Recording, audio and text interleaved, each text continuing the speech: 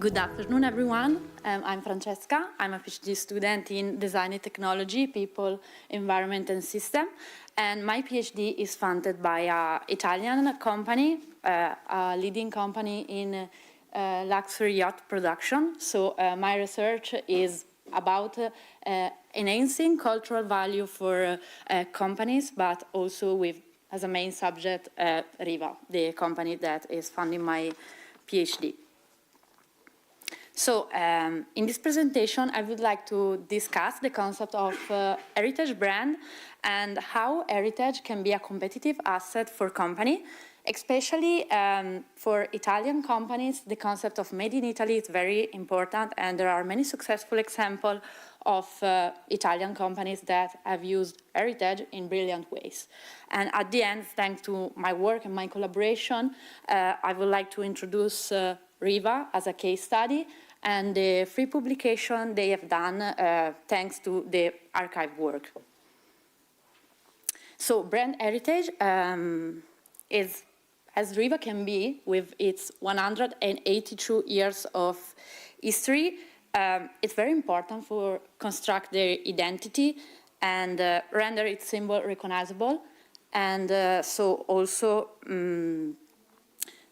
developing product and service. And as the academic studies in this field demonstrate, we can see in this slide some examples. For an heritage, and many luxury brands also based their image on their heritage, and their history is helpful for construct identity and also reliability and value. And I found very interesting this sentence from Bernard Arnault, CEO of LVMH Group, that is a luxury group, that himself says, timeless takes years to develop. You cannot just decorate.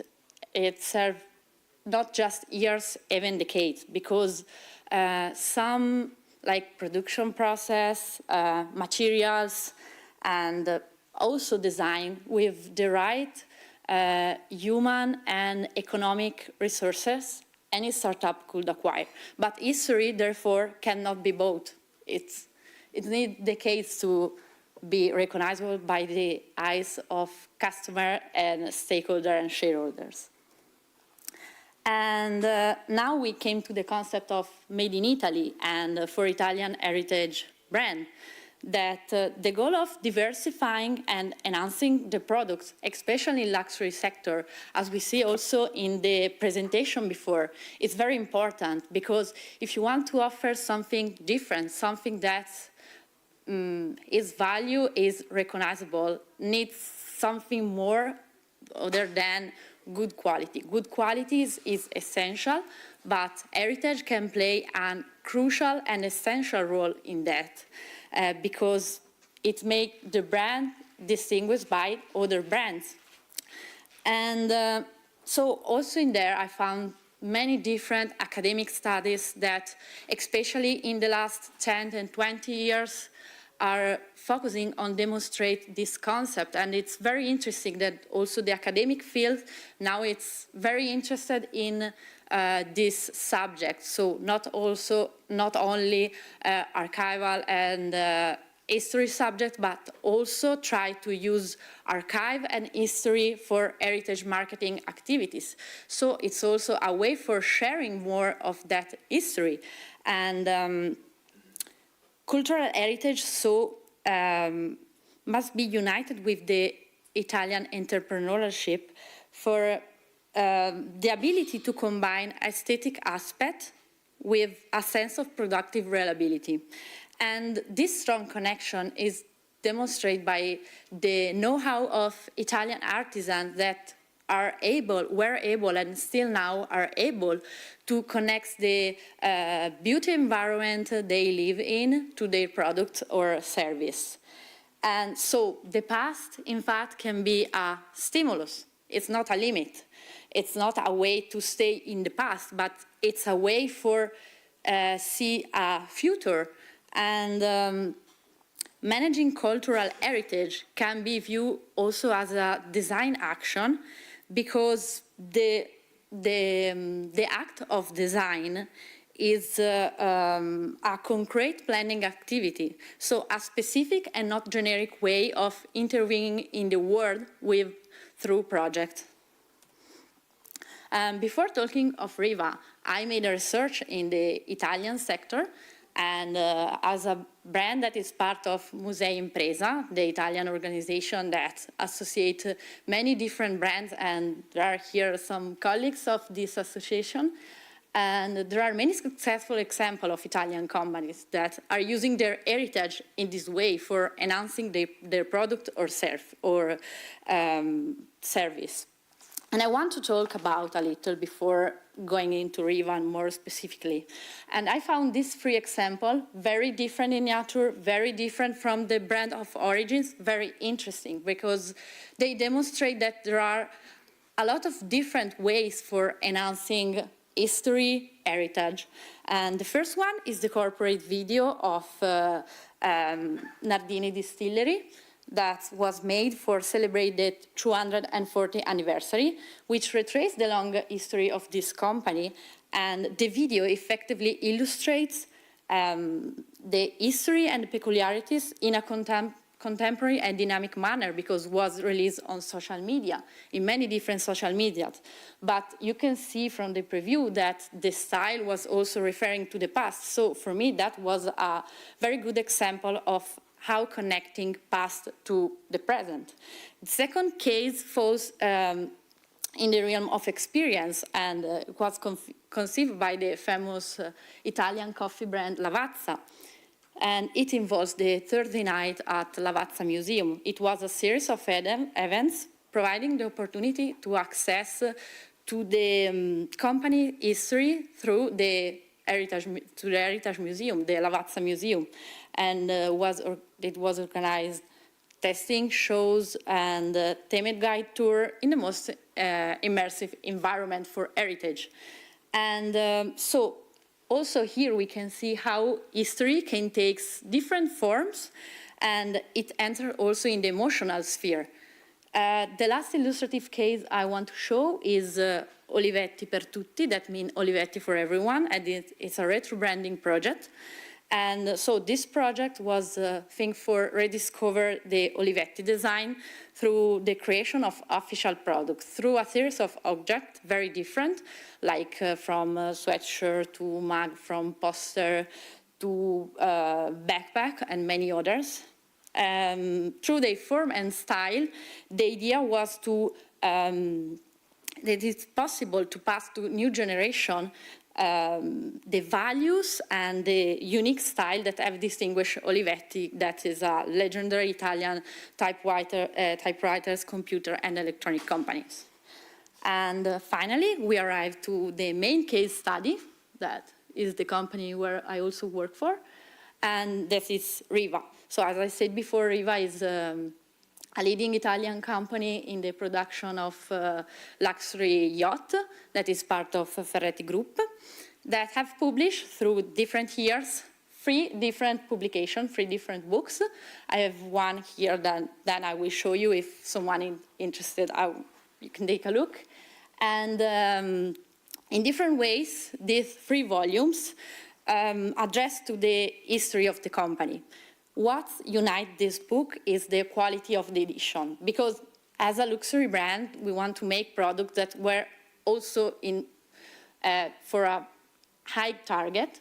So we study a lot the design and what material used for do this book, and they are so like a coffee table book. But it's not just a photographic and design book, because inside there is also the work from the archive. There are a lot of information, anecdotes from the archive. And the first one is Riva Corsa, that is about the lesser known past of the company from the 20s and the 30s, that it's about this very particular boat that I not suggest to drive because it's not very comfortable, but they were used for racing, and through this book, through this boat, the company began to build his fame and his name through the world, because this boat win a lot of competition. Then we have this book, Aquarama. Aquarama is the name of the most iconic boat for Riva. And it was produced in collaboration with Assolin, that is a publishing house leading in luxury book edition.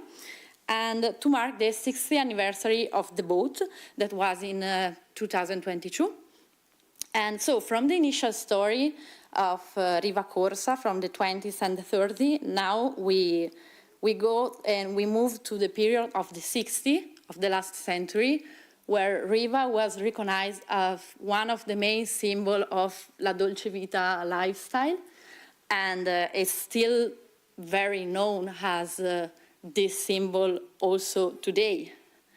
And so revisiting the 30 years of this boat, because this boat was still in production until the 90s of the last centuries, we can understand why from the most is recognized as the most beautiful boat ever.